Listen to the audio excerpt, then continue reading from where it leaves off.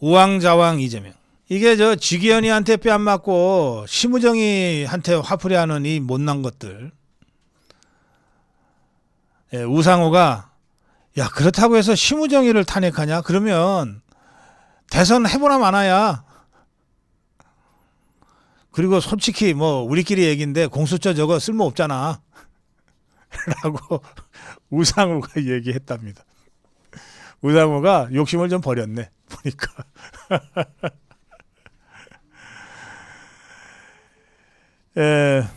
이재명이한테 학살당했던 자들 있잖아요. 그 박용진이도 있고 임종석이도 있고 뭐 이재명이한테 다 학살당했는데 그래서 그동안 뭐 입들이 부어 있었는데 이것들이 이제 어이구 이거 큰일 났다. 이거 대통령이 복귀할 것 같다.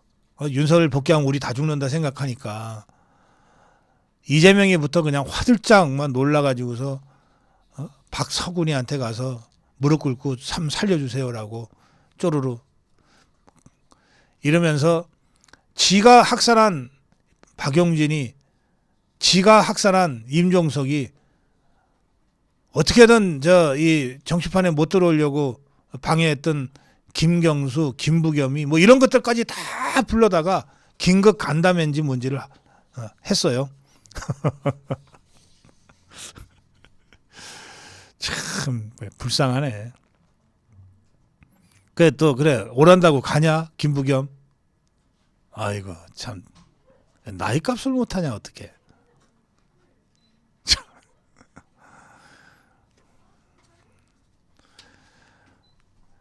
그리고 저게 이제 사실은 저 무슨 헌재 판결로 나오기는 했지만 마은혁이를 헌재가 임명할 수는 없다는 게 사실은 핵심이잖아요. 권한쟁의 각하. 그 이제 최상목이한테 이제 마은혁이 임명권이 넘어갔는데 최상목이가 딴 건 몰라도 내가 그건 못해. 그리고 이 국무위원들이 전부 최상목이한테 너 마은혁이 임명하면 우리 다 그만둘 거야. 그리고 너 죽어. 지금 다 그런 상황이라 마은혁 임명은 이제 물 건너 갔단 말이에요. 그런데 이것들이 워낙 뭐 다급해지니까 다시 마은혁이를 또 끄집어내고 있어. 이 참 잔머리로 국회의장까지 되느라고 고생했는데 우원식이가 이 좌파들이 이런 이 압력을 주니까 또 나와가지고서 마은혁 임명해야 돼 뭐 이러고서 기자회견인지 뭔지를 했답니다. 그야말로 갈짓자 우왕좌왕이에요. 그런데 자 여러분 상식적으로 생각해 보세요. 이미 다 끝나버렸어요. 마은혁이는. 그런데 이 마은혁이를 다시 어떻게든 임명하려고 하는 이유는 뭘까요? 저것들 얘기 괴담 퍼뜨린 대로 8대 0이면 마은혁이가 왜 필요해? 저것들 괴담 퍼뜨리는 대로 이미 6대 2로 대통령 파면하기로 결정됐다 그러면 마은혁이가 왜 필요한데? 아니 이것들이 거짓말을 해도 좀 앞뒤가 맞게 해야지. 도둑질도 손발에 맞아야 하는 거고. 자 이렇게 해서 갑자기 박성훈이한테 막 뛰어들어가서 살려주세요 형님 그런 거 아니에요? 이재명이가 밤에 그래 놓고는 또 이자가 갑자기 이게 정규제를 보수 유튜브라고 봐야 되는지 잘 모르겠는데 정규제랑 뭐 또 대담을 했다고 또 이게 뭐 기사가 됐어요. 정규제가 언제 보수 유튜브입니까? 그 사람 보수 맞나? 조갑제 정규제가 보수 맞아요, 여러분?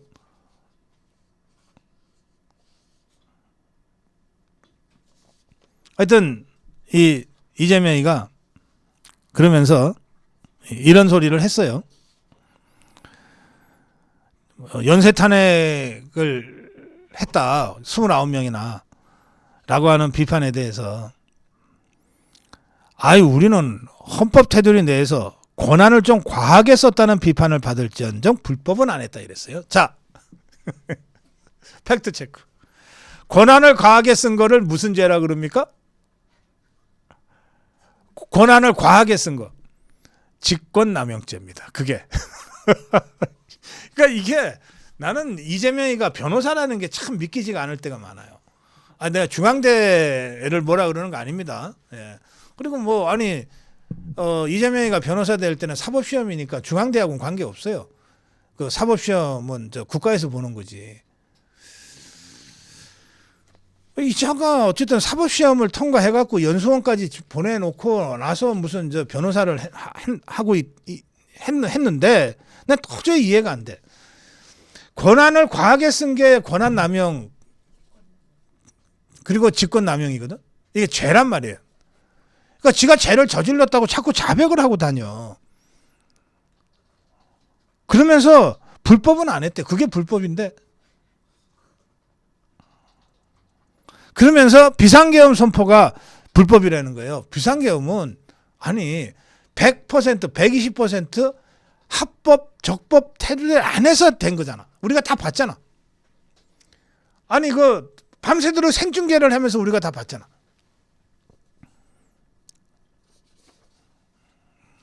자, 이게 뭐 정규재니 뭐니랑 만나서 뭐 이런 걸 했답니다.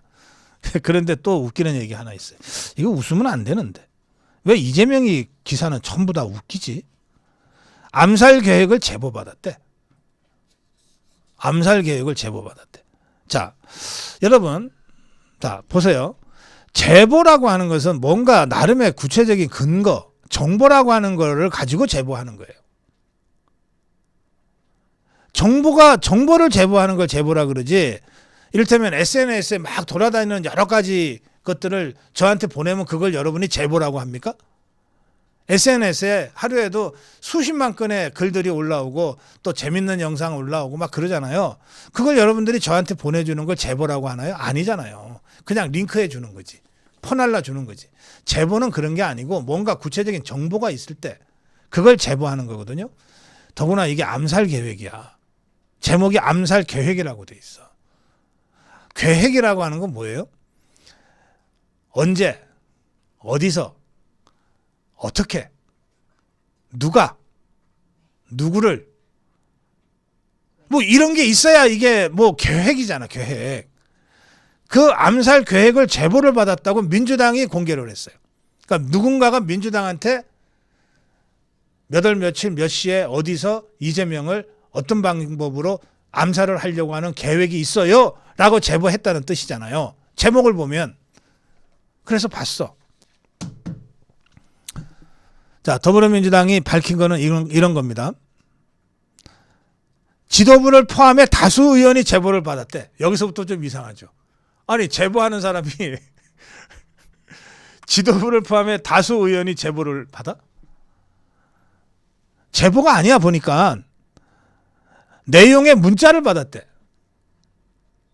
저도 하루에 정말 우리 고성고 TV의 그 고성범 본부장이 갖고 있는 고성고 TV 전화로 하루에 정말 줄잡아 500건에서 1000건 이상의 문자를 받아요. 그게 다 제보입니까? 그냥 문자지. 근데 여기에 보면 러시아제 권총을 밀수해 이 대표를 암살하려는 계획이 있다. 이렇게 돼 있어요. 이 사람, 이게 더불어민주당이 공개한 거야. 이런 계획이 있대. 자, 여러분. 제가 추정 60분 진행자로 활동했던 때가 1995년, 6년 이때입니다. 그러면 30년 전인가요? 30년 전이죠. 그때 제가 제보를 받고, 이런 건 이제 제보입니다. 제보를 받고 우리 PD가 취재에 들어갔어. 예비 취재에 들어갔어. 이게 사건이 되는지 안 되는지. 일주일을 예비 취재를 하고 돌아온 PD가, 그 PD 지금도 뭐 누구라 그러면 알아요. PD가 보고를 하는 거예요. 제보는 제가 익명으로 말씀드릴게요. 아주 저명한 연예인이고 거의 국가대표급의 사격 선수였어요. 이분이 제보를 한 거예요.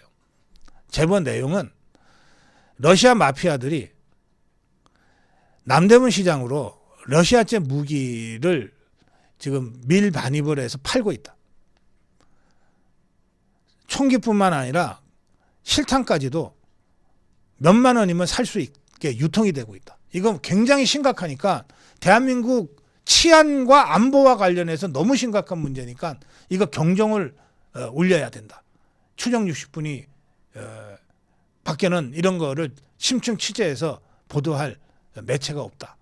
이렇게 제보를 한 거예요. 그래서 그 제보를 확인하기 위해서 일주일을 잠복 취재를 했어. 팩트가 확인이 됐어요. 그래서 그 PD가 가보니까 제보 내용이 상당히 사실에 근접하고 충분히 이 프로그램이 될 것 같습니다. 제가 취재 가겠습니다. 본격 취재 들어가겠습니다. 근데 결국 우리가 그 취재를 포기했어요. 이유는 너무 위험해서. 그 당시에 막 몰래카메라가 이제 이 취재용 몰래카메라가 막 도입됐던 때이기 때문에 좀 원시적인 거죠. 이 무슨 가방 같은데 볼펜처럼 뭉툭한 몰래카메라 가지고 들어가서 이제 취재하는 건데 이 상대가 러시아 마피아들이잖아요. 이게 취재하다가 자칫 이게 잠입 취재라고 하는 것이 드러나는 순간 PD의 목숨을 보장할 수 없는 상황이고 더구나 이런 취재 경우에 우리가 사전에 경찰하고 상의도 못하는 거거든요. 그래서 PD 저널리즘이 그때 살아 있었어요. PD는 제 괜찮습니다. 제 목숨 걸고 꼭 이거는 특종으로 한번 하겠습니다 했는데 책임자, 프로그램의 책임자 부장이에요. 부장이 너무 위험하다. 내가 너를 아무리 특종 욕심은 나지만 너를 내가 사지로 몰아넣을 수는 없다. 이래갖고 우리가 포기를 했어요. 그래서 그 프로그램은 제작이 안 됐습니다. 자, 제가 이 말씀 드리는 이유는 뭐냐. 30년 전에 예비 취재 단계에서 남대문 시장에서 몇만 원이면 러시아제 권총과 실탄을 살 수 있었다는 거예요. 이게 남대문 시장도 못 오고 러시아도 모르는 자가 이게 제보를 한 거지. 러시아 권총을 뭐하러 밀수를 해. 그냥 남대문 시장에 가면 몇만 원이면 사는 거를. 제가 왜 취중 60분을 장황하게 설명했는지 아시겠죠? 이게 뭐 정말 아무것도 모르는 자가 그냥 내피셜로 이렇게 제보한 거니까 이런 수준이지 조금만 알면 이렇게는 제보를 못해요.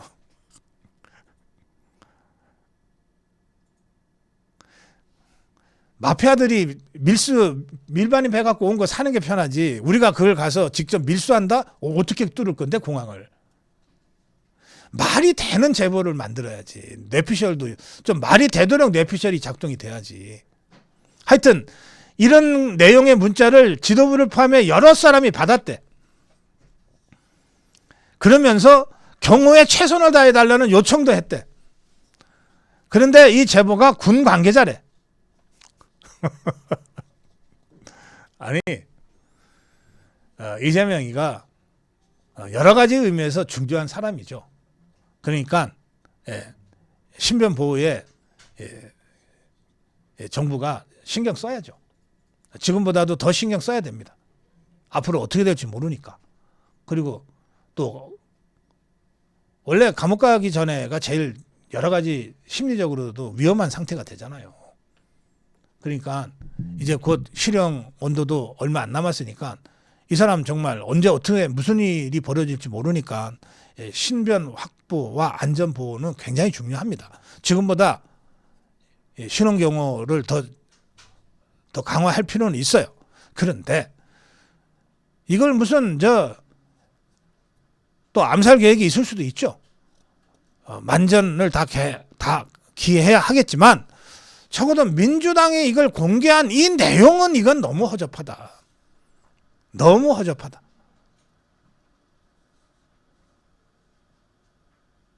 너무 허접하다고 하는 점은 제가 지적해 두겠습니다. 이런 수준으로는 안 된다. 좀 제대로 신변공호해라. 자, 그 또 하나가 더 있어요. 탄핵 촉구를 하는, 그러니까 좌파들 집회인데 탄핵 촉구를 하는데 왜 서초동에 가서 하지? 탄핵 심판은 헌재에서 하는데 왜 서초동에 가서 집회를 하냐고, 이 좌파들이. 그거 참 이상해. 이것들이 지금 정신이 없어가지고 이 방향도 지금 못 잡고 있는 거예요.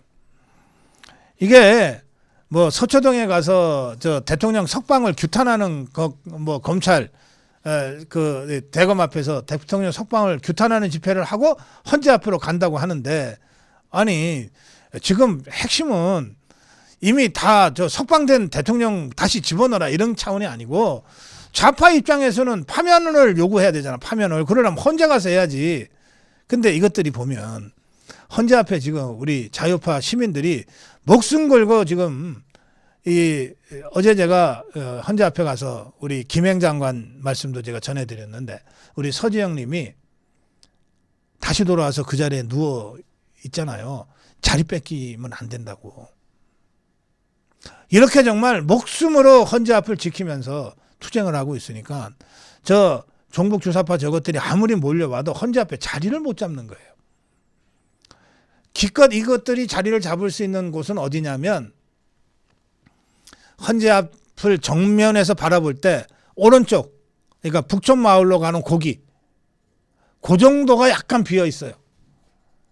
그 정도가 약간 비어 있는데 거기도 늘 자유파 국민들이 거기서 샤우팅하고 그러고 있기 때문에 좌파들이 그쪽으로 몰려와도 자유파가 다 막아낼 겁니다. 그래서 아마 뭔가 하기는 해야 되겠고, 그러니까 검찰로 갔다가 동십자 각으로 갔다가 우왕좌왕하는 것 같습니다.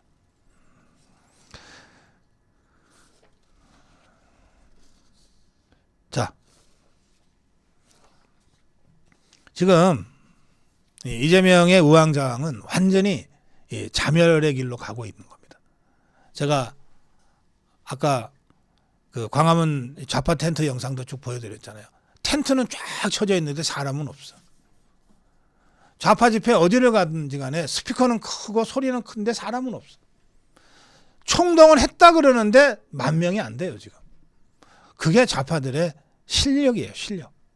딱 그 실력만큼 가지고 8년 전에 어찌어찌 사기쳐가지고 박근혜 대통령 탄핵은 성공했는데, 이제 그때 그 뼈아픈 경험을 되풀이하지 않기 위해서 자유파가 진짜 떨쳐 일어나 버리니까 10분의 1도 안 되는 저 세력의 실체가 그대로 드러난 거예요. 만약에 우리 자유파가 연일 광화문에서 헌재 앞에서 하지 않고 있으면 8년 전처럼, 그러면 다들 세상이 탄핵하는 좌파들로만 보이겠죠. 그게 아니거든 이제. 그래서 지금 완전히 막판에 몰린 이재명과 종북 주사파들이 아침 다르고 저녁 다르게 우왕좌왕하고 방향도 못 찾고 저러고 다니면서 자멸의 길로 가고 있다. 네, 정론 일침이었습니다.